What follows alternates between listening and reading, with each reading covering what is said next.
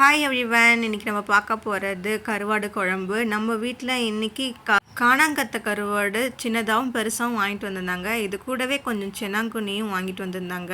இன்றைக்கி அம்மா கருவாடு குழம்பு எப்படி செய்கிறாங்கன்னு பார்ப்போம். அதுக்கு கடாயில் கொஞ்சம் எண்ணெய், கடுகு போட்டு சின்ன வெங்காயம் ஒரு 20 போட்டு கொஞ்சம் கருவேப்பிலை, இது கூட 2 சின்ன சைஸ் தக்காளி, ஒரு 7 பல்லு பூண்டு இடித்து சேர்த்துக்கிட்டாங்க. இதெல்லாம் வதங்கினதுக்கு அப்புறமா இதில் முள்ளங்கி, முருங்கைக்காய், கத்திரிக்காய் இதெல்லாமே சேர்த்துக்கிட்டாங்க. உங்களுக்கு என்ன காய்கறி வேணுமோ சேர்த்துக்கோங்க. ஆனால் இதோட 3 காம்பினேஷனும் ரொம்பவும் சூப்பராக இருக்கும். ட்ரை பண்ணி பாருங்கள். முள்ளங்கியே இருக்காது, எல்லாத்தையும் எடுத்து சாப்பிட்ருவாங்க. அது போல் இருக்கும். கொஞ்சமாக மஞ்சள்தூள் சேர்த்து வதக்கிக்கோங்க. இது கூடவே தேவையான உப்பு சேர்த்துக்கோங்க.